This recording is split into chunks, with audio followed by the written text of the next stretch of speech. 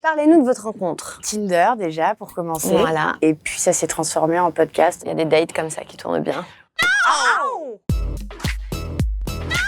En 20 secondes, vous nous pitchez la disparition de Stephanie Myler version podcast. C'est l'histoire de Jesse Rosenberg, un flic qui part à la retraite et le jour de son départ, Stephanie Myler, une journaliste, lui annonce que 20 ans plus tôt, il s'est trompé de coupable. C'est alors que Jesse Rosenberg va faire la rencontre de Anna Kenner qui va l'aider à élucider le mystère du tueur. Stephanie Myler, journaliste à l'Orphea Chronicle. Vous êtes là pourquoi exactement?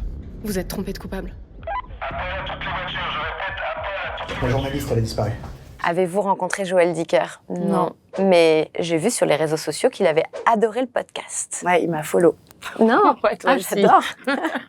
C'est quoi la différence entre tourner dans un film et jouer dans un podcast? Ah bah déjà, tu peux arriver en jogging. Ouais, tu arrives mal habillé, pas coiffé, pas maquillé. Ce qui est en fait le cas dans un tournage normal, mais normalement on t'habille, on te coiffe, on te maquille. Donc on n'a pas pécho quoi, pas du tout. Non, pas du tout. Anna, c'était comment de diriger ton père sur l'enregistrement? T'en as profité un peu. J'ai cru que j'allais en profiter un peu. Et en fait, c'est beaucoup plus flippant que ça de diriger mon père. Puis il s'en sortait très très bien. Donc on s'est plus amusé. C'est difficile de transmettre des émotions à travers un podcast. C'est une autre manière de jouer, faut peut-être jouer plus fort. Ne pas hésiter à jouer même physiquement le personnage et les scènes parce que tout s'entend. Un sourire s'entend. Comment ça se réalise les bruitages dans un podcast? Alors c'est très très gaulerie. On peut créer la pluie avec des gants Malpa. Mappa.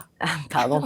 Ou des Des feuilles mortes avec des bandes de cassettes VHS. Ça ne parlera pas aux jeunes. C'est vrai. C'est un temps que les moins de 20 ans ne peuvent pas connaître. Alice, tu nous parles de ta story sur Instagram le 20 septembre dernier.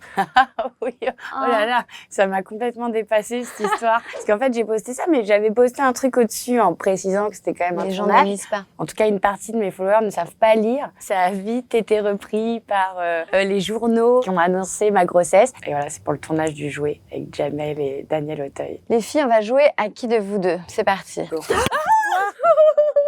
J'ai si peur. Mon Dieu, faut plus faire ça du tout. Qui de vous deux est la plus séductrice? Aujourd'hui, c'est clairement moi, j'avoue. Ça fonctionne.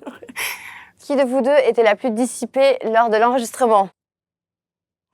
J'aurais adoré, j'avais absolument pas le droit pour Ça le se voyait dans tes yeux que t'avais envie de te dissiper avec nous. Qui de vous deux c'est mieux me garder un secret? Ça dépend lesquels. Je commence souvent une phrase en disant déjà, je suis pas censée le savoir. Donc ça, c'est déjà un truc. très mauvais signe.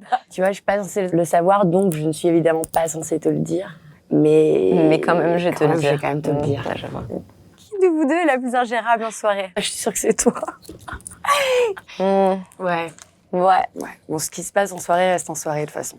On va rien raconter. Quel autre livre aimeriez-vous entendre en podcast? Peut-être Les Grandes Espérances de Dickens, genre un truc vraiment, c'est bien ça. tu vois, un grand voyage, quoi. Ouais. Hippocrate ou La Flamme? C'est dur ce que vous faites. Je ferais bien un petit massage cardiaque à Jonathan Cohen, pourquoi pas. Un mash-up. Un mash-up. Vous nous balancez un secret sur la personne assise à côté de vous. Tu devrais pas le dire, mais Je suis pas censée savoir.